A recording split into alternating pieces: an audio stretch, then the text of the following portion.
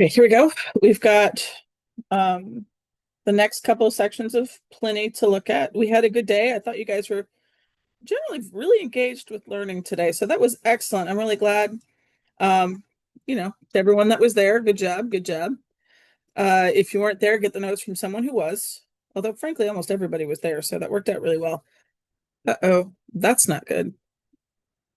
That's not good either. Hold on. There we go. All right. So we're going to start with section 6, and then we'll go from there. Um, as always, I start with my pen. So, I do this for you guys, and the idea isn't that you just scroll to the end of the video and copy down. And I don't know, you may not be listening, but part of this is also because I need you guys to be able to do this on your own, of course, because eventually you're going to have to do this on their own. So let's look at this. We have a lot of infinitives here, a lot of indirect statements, a lot of indirect questions. If you have plenty, you're going to have more, um, um, what do I want to say, grammatical elements than anybody else. So looking at this, the first thing out of the gate, even before we do any of the hard stuff, you can pick up the verbs. Okay, and he's going to have a lot of verbs that are the same, or like in repeat, in repeat, in repeat. Dixerent, you guys, gosh, if you don't know what dixerent means by now, we're in a little bit of trouble. Okay, so definitely want to learn that one. Ventinare. So this is a passive verb. Whoa. Okay. Um, let's see. Those are the regular conjugated verbs for section 6. Now, you guys, you see there's a bunch of infinitives in here. Okay. Essay is an infinitive. Fuisse is an infinitive. How do I know that fuisse and decisse, sorry, are infinitives? Well, I know it because, I paid attention to every word that dropped out of Miss Campbell's mouth last year like it was just pure gold, because, it was. And also, maybe I remember from Latin 2 all of my infinitive endings. And so I'm just getting out a random sheet of paper to put infinitives on. So here we're going to do it this way. Do you guys remember your infinitives? So let's say um, we get canare. That's an A. Okay, it's a first conjugation verb, right? So remember, for infinitives, you have the active side, you have the passive side. Okay, you have the present, you have the perfect, and you have the future. All right, so you just draw. Oh, that whatever, it's already there. All right, so you take this, and the verb cano, canare, canawi, canatus. Okay, it's going to be helpful here. It's a first conjugation verb. We know it's a first conjugation verb because of the long A. Now, to make this passive, so this in the active is to dine. Oh my gosh. In the passive, it becomes canari. Okay, do you see the E changes to an I? And so when you see the ARIs or the ERIs, the third conjugation is tricky. We'll talk about that later, but this is pretty easy to spot. Okay, to be dined. Okay, like if you're wined and dined. The perfect, as always, is going to go to the third principal part, right? So you're going to go over here to the third. Anytime you see perfect, you know you're going to the third principal part, right? And you're doing this canav, and you add the ISSE. And here is why I point this out. That ISSE is 100% perfect infinitive. It can't be anything else. And so when you see those, like the fuisi and the decisse here, they're perfect infinitives. These are verbs. We also know that because they're verbs, this is the third principal part of the verb. That helps us a lot when we're trying to look it up, okay? Um, let's go back to the infinitive chart, okay? For the passive, for the perfect passive, we're going to hear canatus. Remember this? Canatus esse. So this is to have dined, to have been dined. And then if you remember this one, oh gosh, let me try spelling that. Cana, there we go. You had the, oops, T. I got so excited about the color change. Although I don't know if you can see that purple. Canatur us. You remember the US in there? Essay. That's one word, by the way. Canaturo sese. Okay, and you see the you are there is the future. All right, so there's that one. Um, don't worry about the future passive infinitive. Frankly, you're never going to see it. I'm not worried about it. Okay. It does exist. It's canatum ire. For those of you that really care, you can look it up, but I'm not worried about it. The ones that you're going to see this future here. You're going to see this perfect here. You're going to see the present. You're going to see, actually, you're going to see all of these a lot, but the perfect active infinitive is just what that essay is just such a like neon light. It really can't be anything else. And so that's why I kind of want to point, and it's always translated as to have, or an indirect discourse, it is have. Okay, so we need to focus on that. And that's how I know that these are infinitives here. All right, as we keep looking at this, hold on. Wow, where's my cursor? All right, there we go. Now let's look at the prepositional phrases. I always think prepositional phrases are kind of, and actually some of the accusatives in here are also very easy to spot. Remember, prepositional phrase are those little words like in or right here, ob, which is super nice. Okay, so ob right there. Ob takes an ablative, so that makes it a little easier to spot. As we're going through this too, another thing that can be helpful to you guys is remembering that I told you say is that pronoun. Okay. Oh, I don't even know. Can I write it here? I guess so. Do you remember this? Sui, don't worry about the first one. Sibby, say. All right, say. It is either accusative or ablative. Without a preposition, 9 times out of 10, it's going to be accusative. All right, so here's the deal. You can actually mark that up. I know it's not an accusative or an ablative or a prepositional phrase, but let's go ahead and do that one. Ante here takes an accusative. Ante means before. All right, we've got that one. Ante plus, anos. And then we have ante vingenti.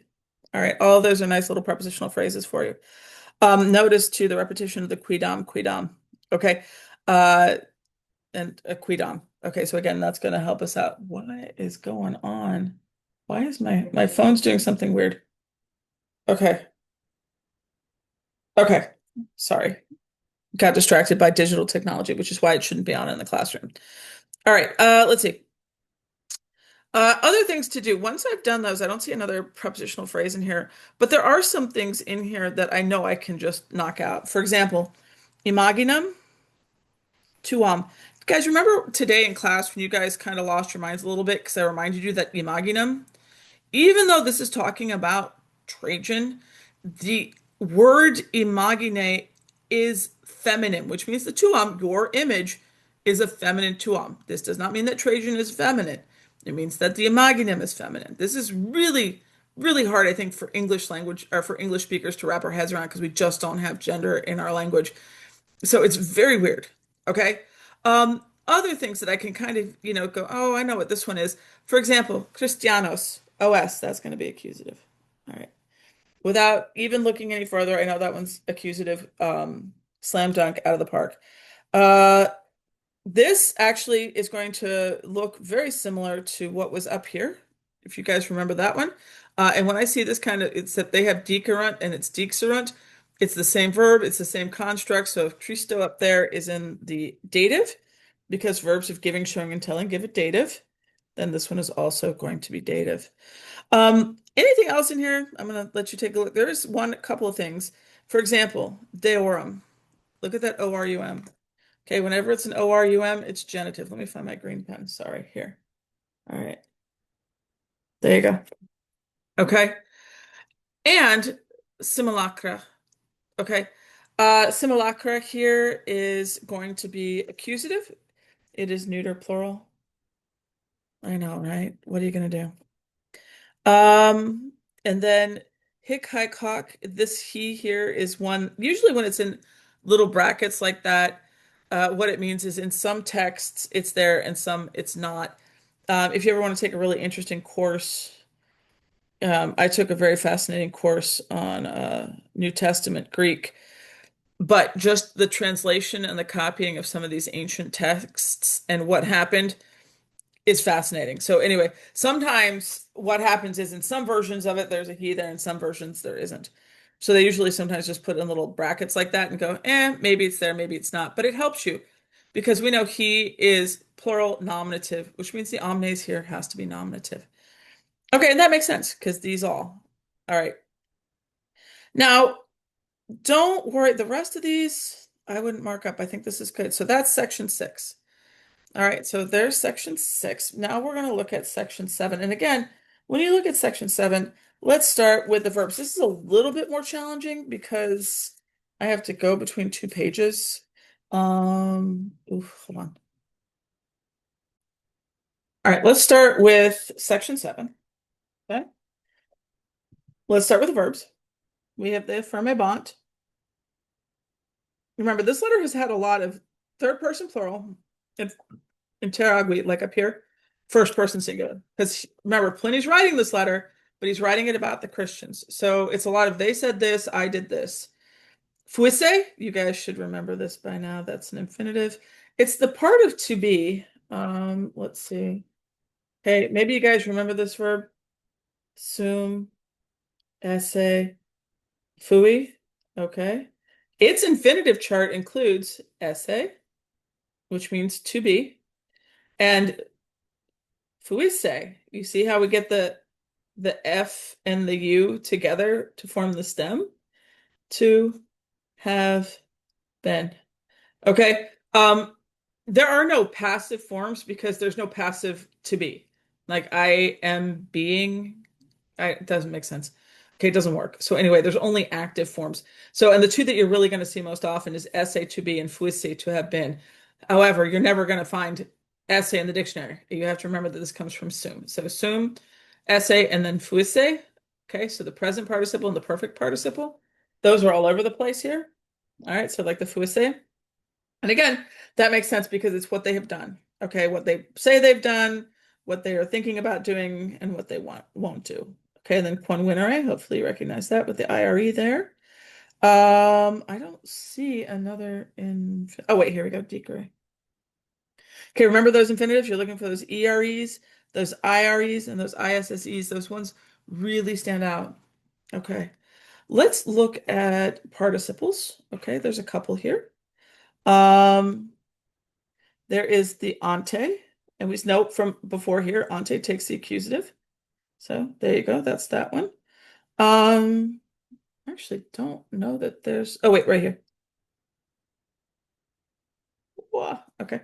Again, in can take the accusative or the ablative. Here it is the accusative. Um, it's a wonderful fourth declension, which is sort of annoying, but at least you know it's what it has to be. The aliquot here kind of helps you out because that has to be accusative. So that kind of does work for you. Um, let's see, is there anything else? I don't think there is another. Nope, that was it. Okay. Oh, I did forget a verb. I did forget a verb. Some of you are probably like, Miss Campbell, you missed it. You're right, I did. Essentiality. Notice that Pliny's doing this kind of thing where he puts in perfect passive verbs. Okay, and if you guys remember your perfect passive verb system, you take the fourth principal part and a form of to be. And usually when we had you do, you know, our synopsises, would have been soliti essent because it's subjunctive. Okay, remember those subjunctive verbs. We're getting a lot of subjunctive verbs because we're in a lot of indirect question, um, uh, an indirect statement, although technically you don't need that for indirect statement, but anyway. So anyway, that's why all these subjunctives, and that's why this essent is posting out. If you guys are paying attention, you'll recognize the essent as sum esse, okay? And you'll remember that this is how we form the imperfect subjunctive of sum. Guys, remember the regular subjunctive of sum is sis, sit, simus, situs, sint. Okay, remember that? Sim, sis, sit, that's an I. Sorry, that's an I. Sim, sis, sit, simus, situs, sint. Present subjunctive of sum, which means assem, assess, asset, assemos, ascetus, assent. Okay, this is the imperfect. All right. This is the imperfect subjunctive of sum. All right. So this is helpful to know because when you see that, you know you're in a subjunctive, which means that we've got some sort of wackadoodle clause going on. All right. Let's keep going. Um, you know what? I forgot to mark Ali E. Oh, that should be blue. Crap. Completely forgot to do that in section 6. Sorry. Ali E. No money. This is what happens. Okay, so moving back on to section 7. Um, let's see. I'm sorry, Hank is accusative. Sumam, again, look at that AM. That's going to be accusative. Look at the in Wikiem, it looks like an accusative. It's actually, I think it's one of your adverb, or it's in one of your vocabs. You should know that that means in turn. The que, the say there, that's going to be accusative. Now we're left with a bunch of other things, including this Christo, right? And we've seen Christo a couple of times, and each time you've seen it, it is dative, and I see no reason to change that here. And if Christo is dative, this deo here is going to be dative. Um, let's see. Culpai, AE, with the plural verb. The culpai could be it could be nominative plural, but that doesn't really make sense because the subject is these all. Okay, that's we've already have a subject up here. So it's not that, which means it's either dative or genitive. There is no reason for this thing to be a dative. We've got datives. There's no reason for it to be. This is actually going to be genitive here and here. Okay, I had an orange pen blow up. I am covered in glitter. All right, but I don't mind that. Aorist here with a short is going to be genitive as well. And then Sato DA, look at that. That is very nice. DA, which is not die, it's DA. Okay. Is a nice little ablative. It's an ablative of time. Okay, remember, ablative of time tells you when something happens. So on that day, at that moment, okay, not for how long it goes on, but just on what time. Let's see, Sacramento ends in O. Okay, so it's probably a long O. Remember, when you have those long O's, they're either dative or ablative. The rule of thumb is a dative will be a human being, and an ablative will be everything else. Okay, that's of course without a preposition. Okay, if there's a preposition involved, it's ablative. Okay, even if it's human. So if you have kumimikis, it's going to be ablative. But this one, there's no preposition in front of it, right? We have Sacramento. And you might recognize this word as sacrament. And, we've talked about that a little bit today. This is a noun, okay? And it is not a person noun, it is just a noun. So it is in the ablative. Secum is actually, this is weird because it is actually a preposition. All right. Okay. So secum, they never say cum se, they just say cum. It's like nobis cum, vobis cum. They do it a lot. And then here the Carmen, okay, is going to be accusative. How do I know Carmen is accusative? Well, it's neuter. Yay, which means it's either nominative or accusative singular. Okay, look at the verbs. The verbs are all plural. Oh, this main verb is up here. And then if you go to the next page, okay, we still have plural verbs. So there's no way for it to be anything but singular. All right.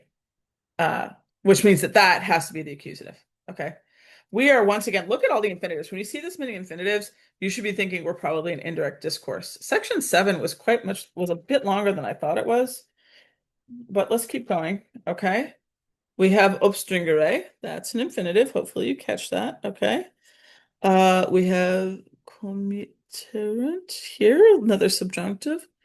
Tolerant. Abnegarant.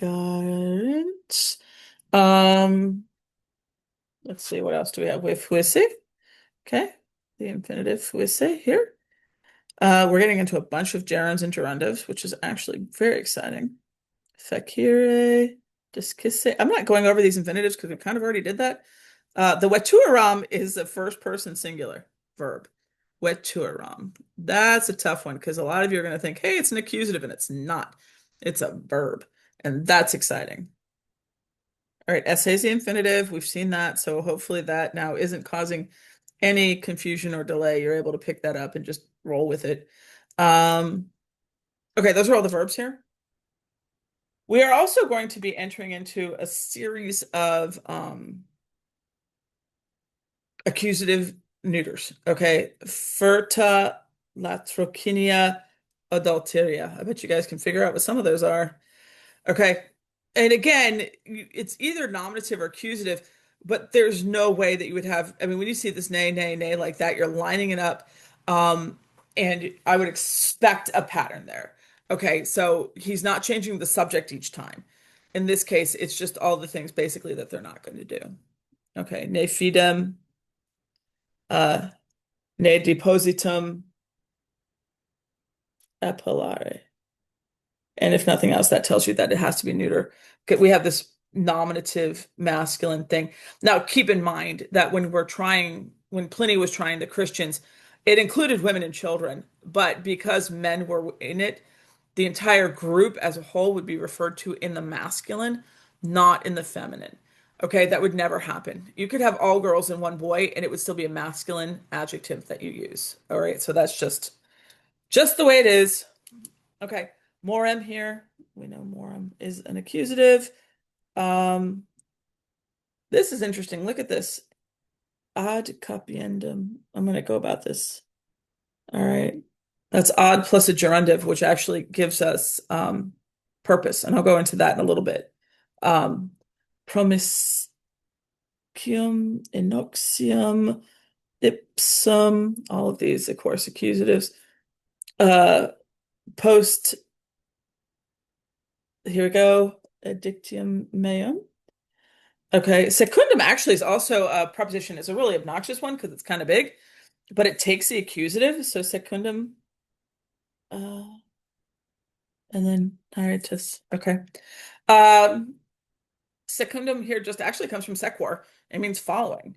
Uh, and part of what the Romans had to deal with, okay, and I'll go over this again, was that they were really having a problem with uprisings and revolts for some reason.